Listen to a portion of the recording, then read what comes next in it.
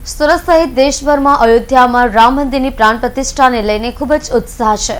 ત્યાં ભાજપ પ્રદેશ પ્રમુખ સી.આર. પાટીલની ઓફિસ પર રામમય બની ગઈ છે। ઓફિસમાં 3D પ્રોજેક્ટર મેપિંગ લગાવાયું છે। અયોધ્યામાં ભવ્ય રામ મંદિરની પ્રાણ પ્રતિષ્ઠા પૂર્વે સુરતમાં ઐતિહાસિક પ્રસંગ બન્યો છે।